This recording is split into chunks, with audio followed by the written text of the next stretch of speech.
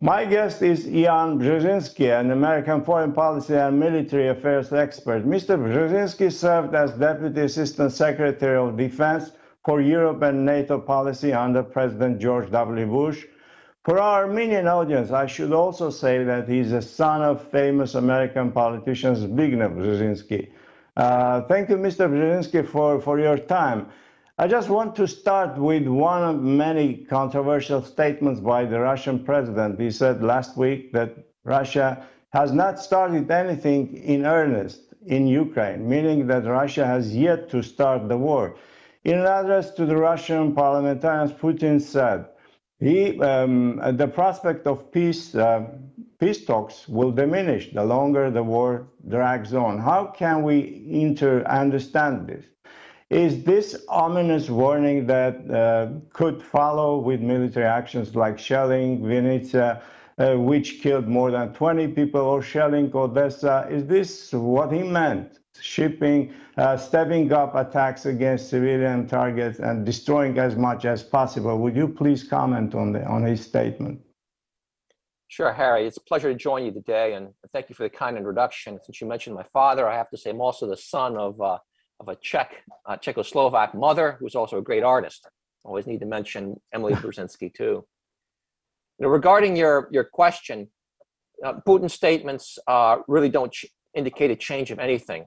He is stuck to his ambitions. His ambitions is to essentially recreate the sphere of influence that Moscow has over the space of the former Soviet Union, if not more. And central to those plans has been the resubordination of Ukraine. So there's no doubt in my mind that Putin is still pursuing his objectives to reacquire, to resubordinate all of Ukraine. And if that requires him to take it piece by piece over a period of time, that will be his strategy. And we should have no doubt, unfortunately, that he will continue the brutality of his strategy, which includes indiscriminate attacks against civilians and civilian infrastructure, schools, hospitals, universities, and such. So if you ask me to predict the future, the current state of things, Putin's going to continue to drive on and trying to grind away Ukraine, killing more Ukrainians, slowly acquiring more territory, all on the assumption that Western support to Ukraine will evaporate due to a diminishment of Western consensus, consequent to the economic consequences, blowback of this conflict, and time. And so if you had to ask me, what do we need to be doing? We need to be increasing our support to Ukraine. First and foremost, we need to be going with a full-bore imposition of economic sanctions on Russia, a complete embargo on the Russian economy. We need to accelerate the assistance that we're providing the Ukrainians in terms of military equipment and supplies. And Mr. Brzezinski, would you please explain how full-scale war was possible on the European continent next door to NATO? Many believe that starting the war was a huge miscalculation of Putin and the Russian military and security leadership, but it is hard to believe that they could be so wrong. The main narrative is that Russian leaders were convinced that Ukrainians would greet them, marching Russian army will go there and the army will be received with open arms as liberators. But wasn't that clear from the Maidan years that this just could not be the case? And how could that be possible that Moscow failed to learn and accept these facts? What's your take on that? Well, Harry, I think there are two factors. That there's miscalculation also on our part.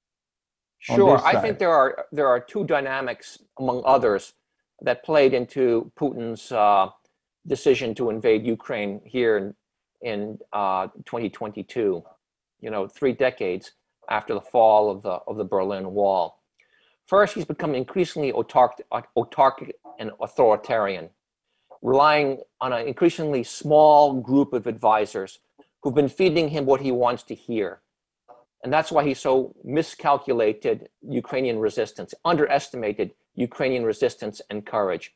He was basically being told what he wanted to hear, was that Ukraine would willingly come back to Russian hegemony, to Russian control.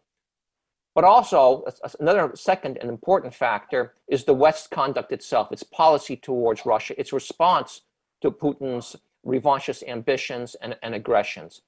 And I would argue that over the last 2 decades, the West has unfortunately conditioned Putin to believe that he can do what he wants in Central and Eastern Europe. Our responses to his aggression, be it against Georgia in 2008, the invasion of Ukraine in 2014, and to a certain degree, the buildup of his forces last year and the launch of that attack on February 24th, have all featured essentially incrementalist Western responses, many of which dissipated. Our sanctions policies have been weak and piecemeal. Our security assistance to Ukraine, and for that matter, to Georgia, have been partial and not complete.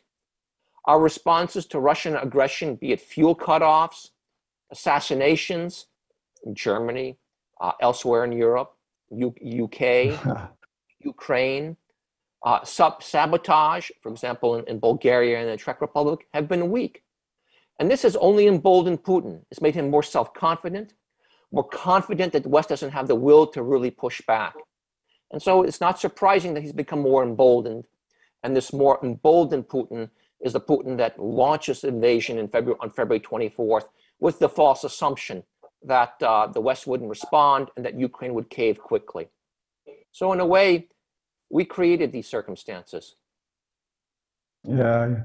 And now let's talk about NATO's role. The war obviously helped to unite and strengthen Western military and political alliances. NATO will soon be strengthened with 2 very strong democracies. Sweden and Finland will join officially after all members of NATO ratify the membership. I guess Russia could not expect that NATO will add another 800 miles to its borders.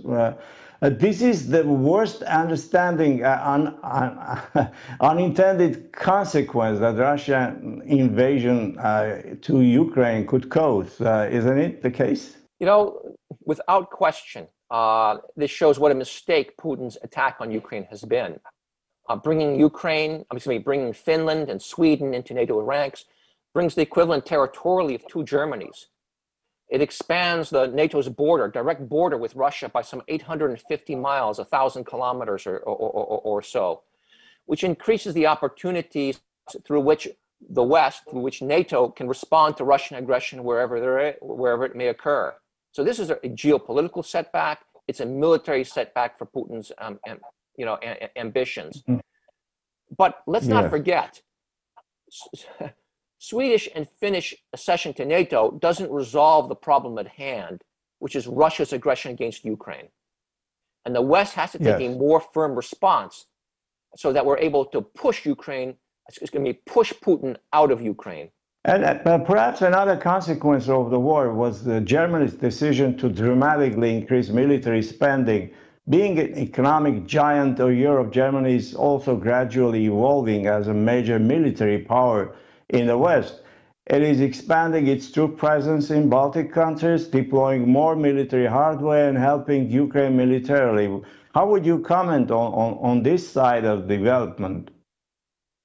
Well, this is a historic change in Germany's perspective and its perspective of Russia and its approach to Russia, and perhaps, if it delivers on its promises, its role in the security affairs of the transatlantic community. All long overdue, and all which shouldn't be underestimated. They are significant, and hopefully these commitments will be fulfilled financially and operationally. My hope is that we'll eventually see German units permanently deployed in countries like the Baltics, perhaps Poland, and even Romania. So it's a consequence of Putin's invasion of Ukraine. It's part of the blowback against Putin and Russia that his invasion of Ukraine has created. And it's something that is going to enhance the security of the transatlantic community. But there is the weakest point in the NATO alliance, and that is Turkey. Turks are siding with Russia on many issues. It is always creating an issue with NATO. Erdogan, for example, was almost to derail NATO's expansion to Finland and Sweden. He wanted to veto even the membership application, but with the US mediation, the issue is solved for now. What's your take on that? I think ultimately that Turkey will stand among the other NATO allies and constitutionally approve the protocols of accession for these two countries. It's in Turkey's interest to have a stronger transatlantic community. It's in Turkey's interest for the transatlantic community to have a more robust posture against Russia. You know, Erdogan is a difficult leader to work with, no question about that. I got to experience that back when I was served in the Pentagon during the U.S. invasion of Iraq. And it was constant bargaining, constant negotiating that's going on. But I think ultimately Turkey will make the right decision. They may ask for a few more things. They may bargain a little bit more between now and when it's their time to take up the protocol of accession. But ultimately, they will make the right decision and welcome Sweden and Finland into NATO's ranks. And now let's talk about Ukraine. Now, what is happening on the front lines in Ukraine? Russians are attacking in the eastern part of Ukraine, mainly in Donbas region, and Ukrainians repelling attacks, in some cases even successfully. After fierce fighting, Russians captured, however, Lysychansk and Severodonetsk and some other small towns. Ukrainians are trying to advance in Kherson. How would you read the battle that is going on now in Ukraine between Russia and Russian and Ukrainian army? I'm concerned. While the West is giving Ukraine more assistance, I am worried that we are settling into a conflict in which, you know, it's going to be a long grind between these two countries, between Putin's invading forces and Ukraine's efforts to defend, if not reacquire, its territory. And I'm concerned that time is not on Ukraine's side. You know, there are great differences in mass between these two countries. Russia has an economy of what, $1.2, $1.5 trillion, still bringing in billions of dollars every month from the West, from Europe, that finances its invasion. It's a country of roughly 130, 140 million people. And it has a leader that's willing to sacrifice his citizens in the name of his revanchist ambitions, and to do so brutally. And, you know, Ukraine is 1/10 the size. It's only got 45 million people. And it's a country based on democratic principles with a real respect for human life. So I worry about those who are betting on the long game, a long war. It makes it, for me, because I don't think time is on Ukraine's side. I think time is on the advantage of Putin. I do think, however, we can do more to help Ukraine turn the tide and actually initiate some counteroffensives now. And we should do it now while Russia's a little bit back on its heels. And that's by providing much more equipment, more artillery. We should start reintroducing back into Ukraine, you know, MiGs, if not Western airframes, to reinvigorate its air force. We need to be doing more in terms of providing military equipment to Ukraine, and then also we need to be, you know, transitioning from a partial embargo of the Russian economy to a complete embargo of the Russian economy to totally shut it down.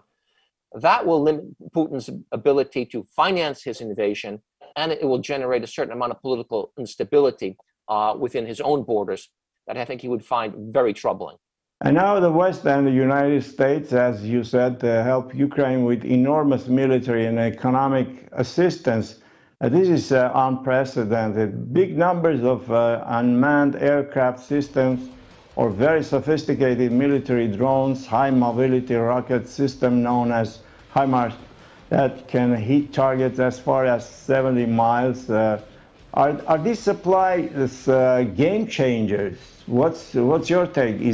Do we see something really more quality in Ukrainians' army, and because of these supplies? And what's your take on that? Look, without question, the international coalition that Biden has put together to support Ukraine is in many ways unprecedented and highly commendable. The sanctions are having an effect on the Russian economy, but the question is it sufficiently severe?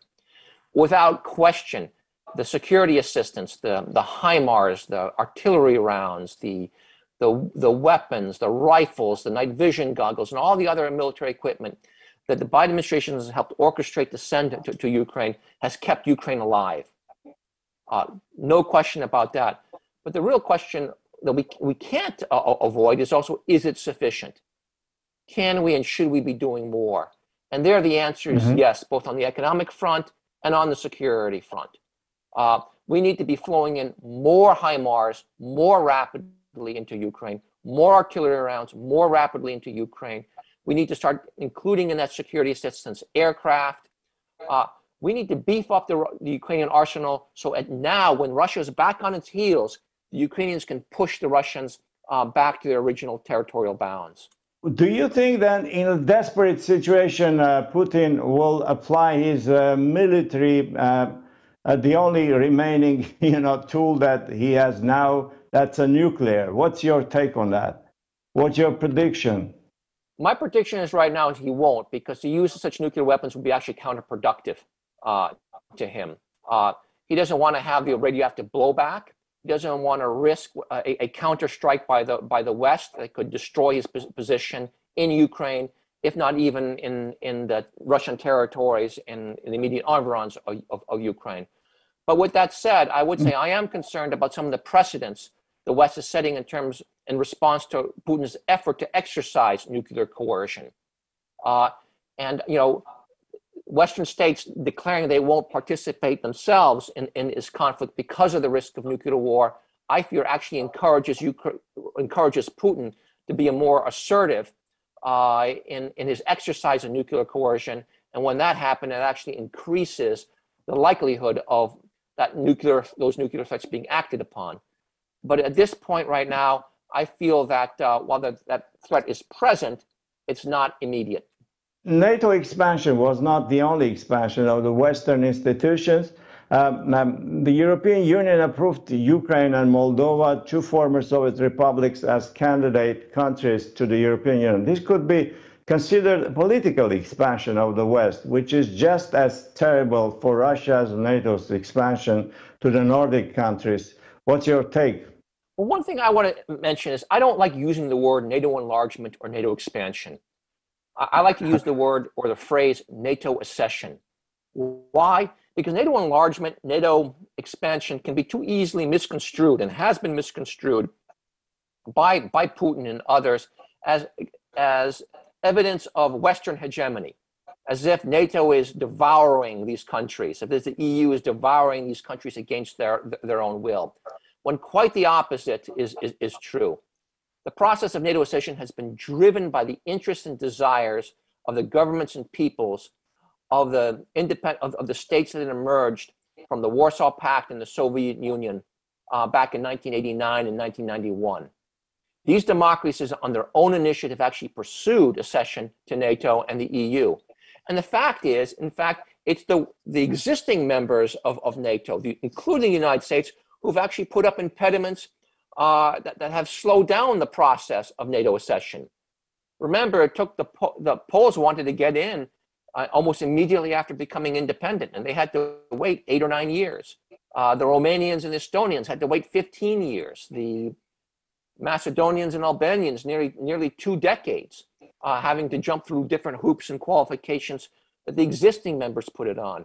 This is a process that has been driven by the states of Central and Eastern Europe, by the democracies of Central and Eastern Europe. That's why I refer to it as a process of NATO accession. And I would argue that their integration on their own initiative into these two institutions has actually been one of the great historic successes of the post-Cold War era. It has strengthened security, it has strengthened stability, it has reinforced democracy across Europe. And it's a process that's key to completing the vision of Europe that's truly undivided, that's whole, that's free, secure, and that's prosperous. So I want to make that very, very important point. Now let's talk about Russia's dominance in post-Soviet space. Is it losing its influence over former Soviet republics, or is it too soon to make such conclusions? No, without question. Putin's influence over the space of the former Soviet Union is diminishing, because nobody is looking at Putin as a trustworthy partner when he uses brutal military force to subordinate his neighbors. No ambiguity about that. And now about the, would you comment also on South Caucasus? It's a very complex region. And we can see that, for example, a lot of American high-level officials are visiting Armenia, Georgia, and Azerbaijan. As you can see, for example, CIA director just recently visited Armenia, and the Deputy Assistant of the Secretary of State. A lot of the, visits and activities is going on in this region. Do you think that the West is trying sort of like strengthen its influence in this region or not? Oh, without question. I mean, one thing that the invasion of Ukraine, particularly this invasion that was launched on February 24th, it's animated U.S. recognition of the vulnerability of these independent states. It has animated our appreciation for their independence, and therefore the need to take steps to help, increase their resilience and ability to defend and deter such aggression.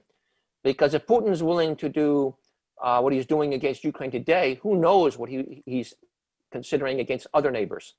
So this is a natural response and a needed response from the United States. Thank you so much for this interview. It was really great. Thank you. Thank you. Pleasure.